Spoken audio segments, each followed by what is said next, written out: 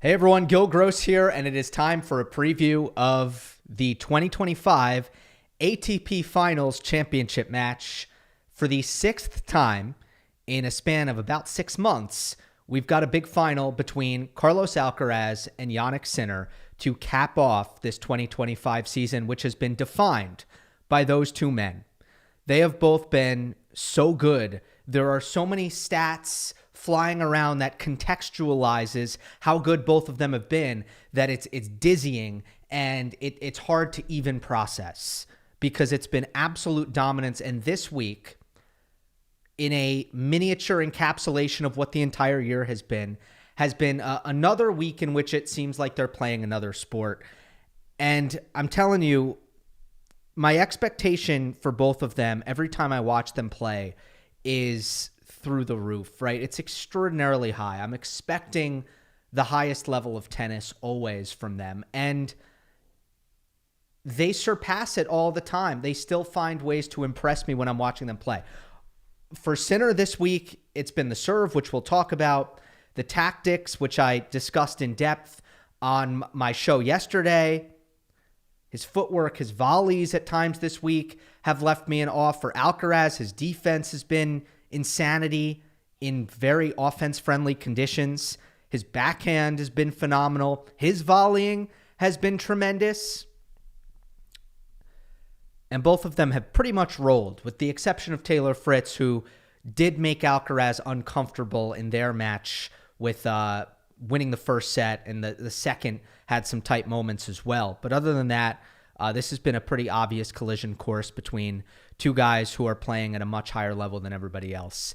I think I will start in this preview by talking about their form in a very technical way, although I would qualify this opening segment to say this.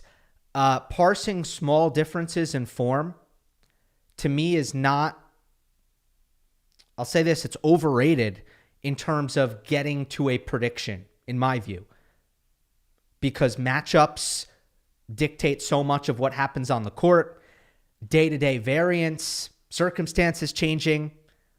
I'm not a huge believer in looking in the rear view and assuming that that's going to give us all the answers for what's going to happen moving forward in a matchup that is very different from all the ones that we've seen up until this point. But it's still fun and interesting to do.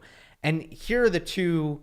I'm going to split it up. I'm going to talk about serving, and then I'll talk about baseline dynamics. Let's split it up.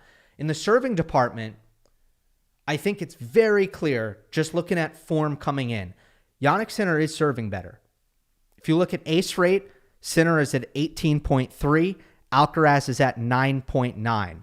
If you include service winners, it's a very similar disparity. Service winners are about a 9 percentage point advantage for Sinner. First serves in, Sinner's at 73%. What a number. Unbelievable. And Alcaraz is at 67%. Very good, but still 6 percentage points lower than Sinner's. First serve points won, Sinner is at 84%. Alcaraz is at 74%. Now we're adding a little bit more than the serve, and we're including everything that comes after it. And Jannik still has that 10 percentage point edge. If you look at second serve, I'm just going to look at second serve effectiveness on the courtside advantage program, which takes aces, which are almost never for a second, service winners, which are still very rare on a second, and then +1 in attack, which is a little bit more common. Second serve effectiveness also favoring Sinner at 30%, and Alcaraz down at 15%. That number is always going to be very low because usually after hitting a second serve, you're just going to start the point at neutral. In the baseline dynamics, things end up looking more favorable for Alcaraz, who has won 31% of his return games en route to this final. Sinner, 26%. Sinner hasn't been broken, by the way. Alcaraz has been broken once or twice. I'm not exactly sure which, but also a minuscule amount, but he's not unblemished like Jannik. Baseline points won, both are at 57%. At the net, advantage Alcaraz with a stupendous 82% net points won. It did go down after the Felix match, but it's still very good. Sinner also good, but a little bit more human at 71% net points won for the tournament. Steal score is a big one. Alcaraz is at 41%. I talked about it on the show yesterday. I just think that's extraordinarily impressive for Carlos to be winning 41% of points in defense in these conditions against these players. Sinner is at 34% steal score.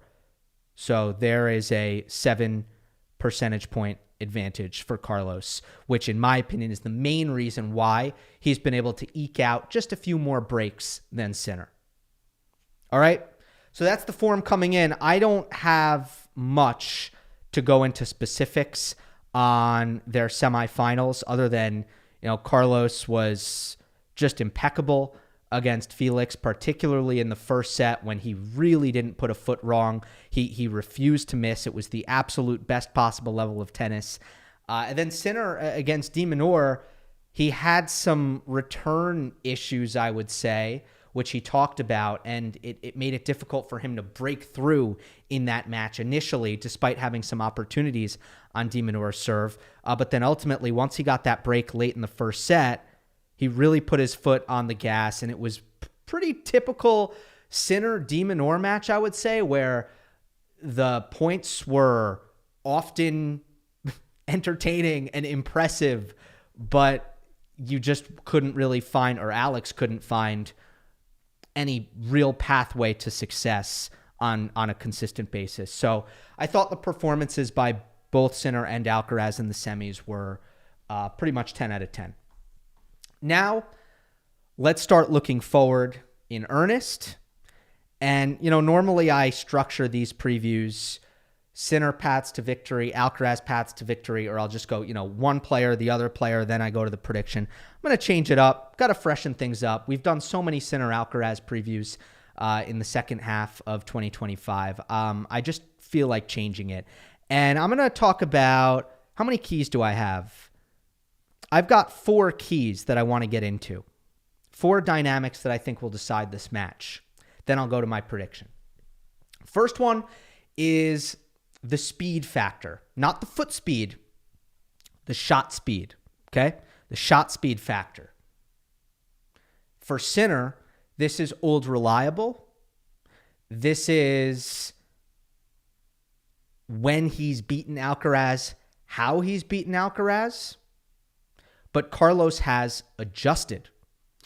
And at the U.S. Open, when Sinner tried to replicate the rush Alcaraz out of variety and suffocate him on every shot with pace and kind of copy-paste that method from Wimbledon when he did it in somewhat favorable conditions, Alcaraz was ready for it. And his forehand wing was unrushable. He countered Sinner. He burned him with the running forehand cross court on numerous occasions. The backhand has been abbreviated as well, and it's harder for Sinner to do it. Of course, what makes this interesting is these conditions present the ultimate test for that Alcaraz adjustment. So if there are any conditions in which Sinner is going to successfully make Carlos uncomfortable with pure pace, it will be these conditions. And if Alcaraz finds a way or proves that he can still get his variety off, even in these conditions with Sinner hitting as big as he's hitting, and he can successfully defend against that pace in a way where he can maintain consistency as well. If Carlos does all those things, then we know for sure that he can do it in any conditions, no matter how fast, because this is about as fast as it gets, at least for big tournaments on the tour. Sinner shot speeds averaging for the tournament 75 miles per hour on the backhand and 78 miles per hour on the forehand. That backhand number is just absurdity. That is basically, that's what most people are averaging on the forehand. For Alcaraz, it's 68 miles per hour average on the backhand and 76 miles per hour on the forehand, although we know that Carlos is going to intentionally take speed off a little bit more often than Jannik, and that's going to be baked into those numbers. What Sinner does that's different than everybody else is the fact that even when you find the backhand, you're still looking at averages in the mid 70s. And of course, if Sinner has time and he can really step in, now you're looking at backhands that are usually mid 80s up to 90, is that there's nowhere you can go on the court to buy yourself time. Whereas if you think about the matchup that Alcaraz just played against Felix, Carlos knows that if you get it into that backhand, you're never going to be rushed off of that side. You've got time to work with. Run around time to load up power, time to manipulate the ball how you want. Easier to time if you're looking to redirect balls down the line and all of that stuff. But with Sinner, nowhere to go for that, right? So there's the shot speed factor. What's that going to look like here? It's going to be very interesting. Second key is Sinner finishing attacks against Alcaraz's defense. This is something that jumps off the page when you look at the advanced analytics courtesy of Courtside Advantage and you filter specifically for the Sinner Alcaraz head-to-head. When you look at their meetings, majors not included, doesn't get to go in the sample for contractual reasons. But when you look at their meetings, one thing that is like, whoa, is Sinner's conversion score, which on average is 74%, an elite number. It means when he finds himself with an attackable ball, an opportunity to get on offense, he's winning 74% of points from that position. Against Alcaraz, it drops to 61%. Of course, you'd expect that number to drop against a player as great as Carlos, who is always at the top of the steal score leaderboard. But for it to go down to 61%, which is below tour average, is remarkable. And a testament to Alcaraz using his athleticism to turn points around. It's a testament to the fact that Sinner's attempts to blast through Carlos Alcaraz have largely been unsuccessful, and that he has not been able to convert in these situations, which often come, and we saw this at the U.S. Open a lot, often come on the heels of a Sinner first serve, where he now has an attackable +1, and now he has to make hay on it. Now he has to figure out a way to win the point from there and utilize his advantage. But how often are we seeing Alcaraz with his elite his defensive skills, his counterattacking skills, figuring out a way to survive that situation and turn the tables? Now, what can Sinner do about this? Well, he has understood since Wimbledon that he has to come in. He was into the net more often than Alcaraz in the Wimbledon final, and he was up to the net as often as Alcaraz at the U.S. Open. And I think the one thing where I gave Sinner high marks in that U.S. Open final, even though he lost the match kind of handedly, there was one thing that I thought worked for him, and that was the net rushing. I think he was successful in finishing when he came forward and executed volleys. And it was the one part of Sinner's performance that I thought was good and effective, but it wasn't enough. So what else does he need to add? Width on the forehand. Can he incorporate a little more width on the forehand to go along with that speed? That way you're not relying on Alcaraz to be overwhelmed by the pace, and you're instead finding a way to get the ball sometimes probably past him on the first try, or in other cases, maybe Carlos gets it back, but at least you've opened up more court to at least reduce the chances that Alcaraz is going to recover back into the point. And then the last thing is drop shots, timely drop shots. Sinner's drop shot has gotten a lot of praise recently, and I have also praised it, particularly after the Paris final. I said it's so significant that Jannik trusts it enough to use it on big points. That said, I think it's been good. I think the disguise can still be pretty shaky, and then sometimes it gets a little line drivey So I don't think it's at the point yet where it's a outstanding forehand drop shot. But if he uses it at the right times, it can still be a huge asset and it can still help him win the match. And it's going to be something to watch out for. One of the things I'm interested to see. I don't think he'll use it a ton, but if I were to guess, I think he'll probably hit 5 forehand drop shots. If it's a 3-set match, well, I think if it's a 2-set match, he'll hit maybe 4 forehand drop shots. And if it's a 3-set match, I think he'll hit like 6 forehand drop shots. I'm guessing about 2 per set. Let's see if I'm right. Will they be effective? Will they be timely? That's the question. All right, another key. How much will they play from neutral? This is where Alcaraz has thrived. Alcaraz, with his rhythm-breaking variety, taking Sinner away from his timing, taking Sinner away from his ideal contact points, using superior movement, easily accessible firepower, enhanced creativity, sometimes superior proactivity, if you will. He's been able to beat Sinner in rallies, beat Sinner from neutral. And for me, I don't think Jannik, in my view, I don't think Jannik can really bank on changing that.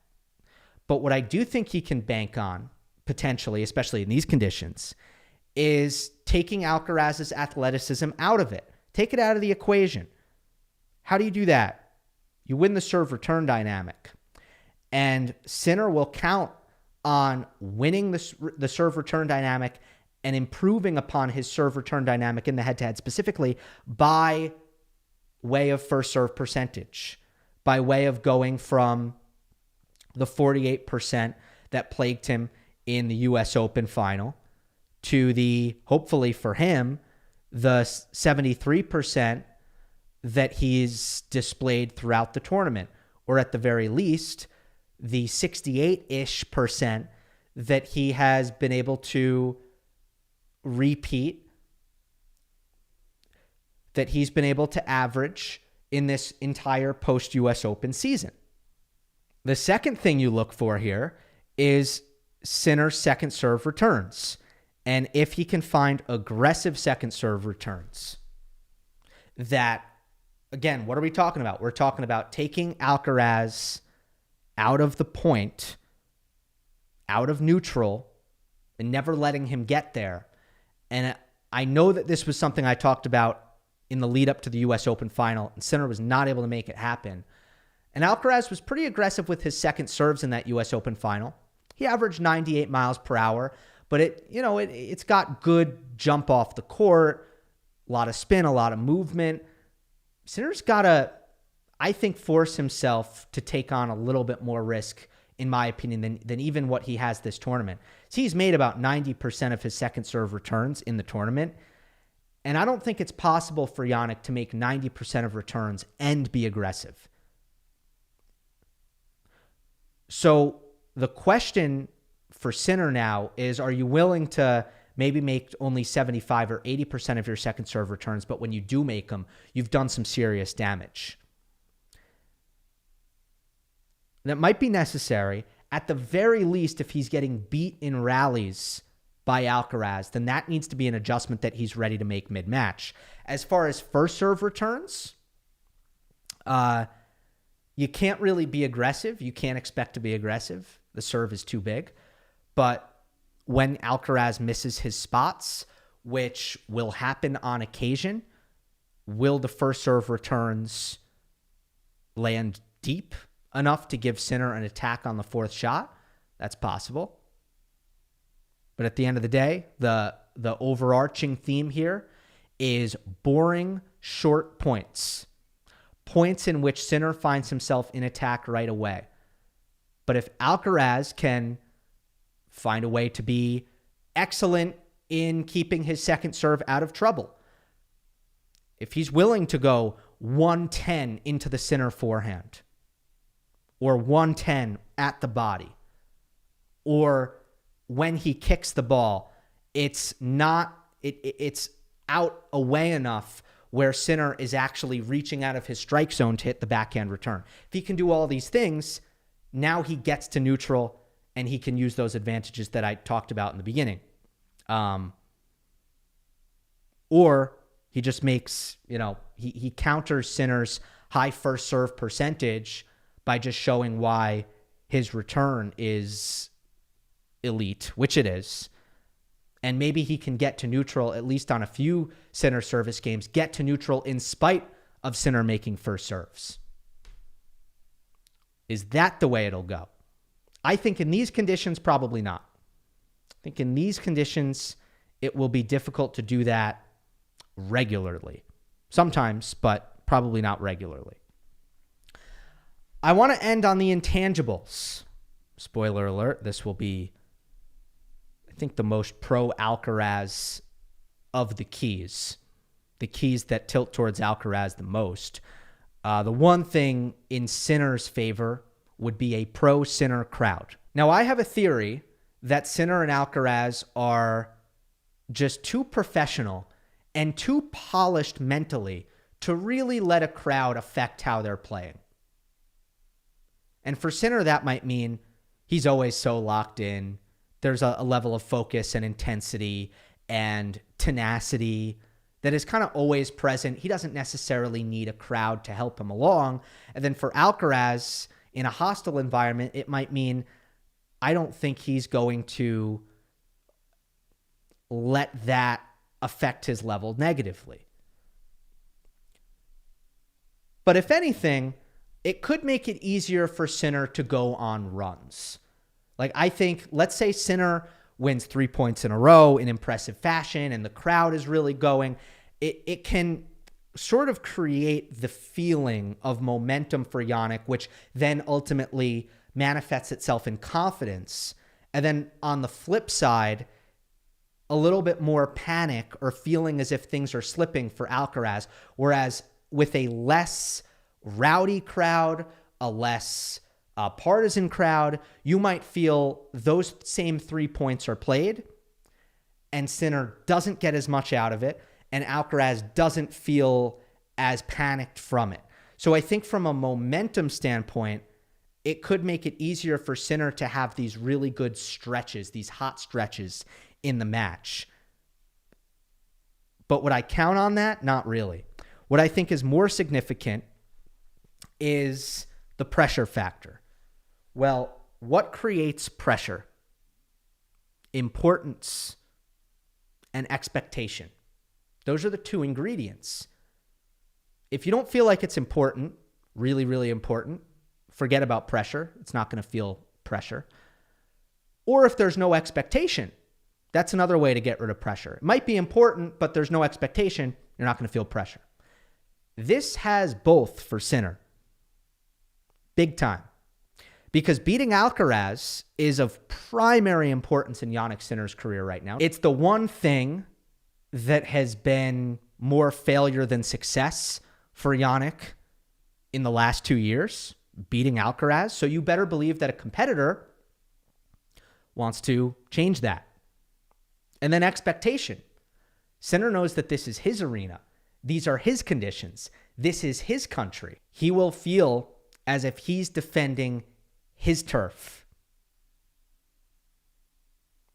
There's no chance that he's going to be able to muster some kind of underdog mindset in this particular circumstance. And I think this is important. Sinner is not immune to this stuff. He's great at handling pressure. Great.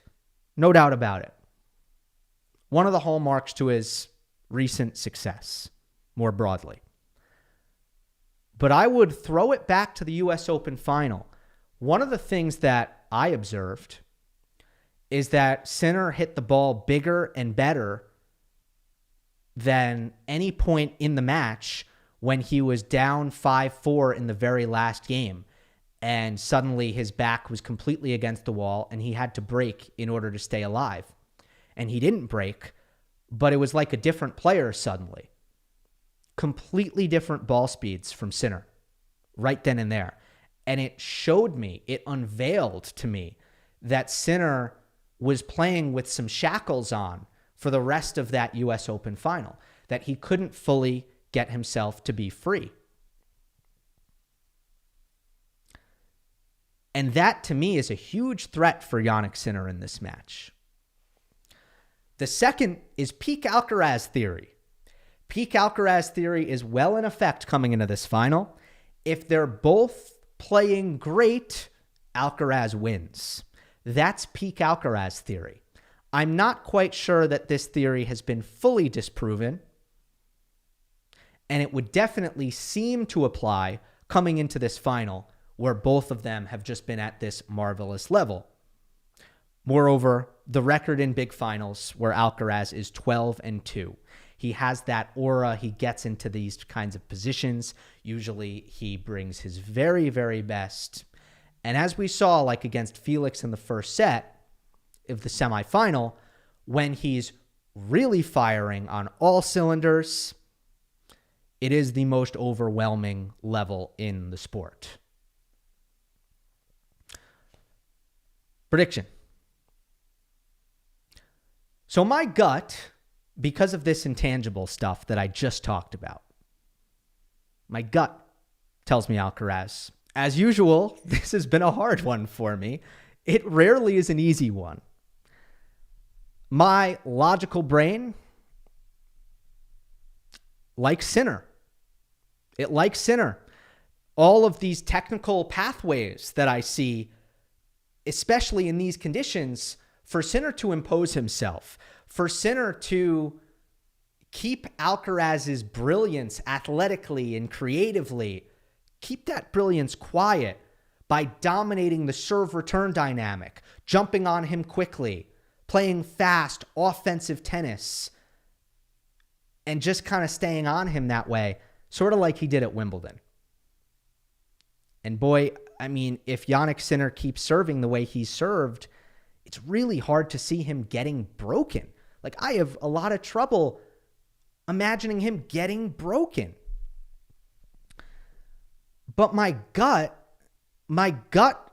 says Carlos Alcaraz here, mostly because of those intangibles, because I feel the pressure on behalf of Jannik.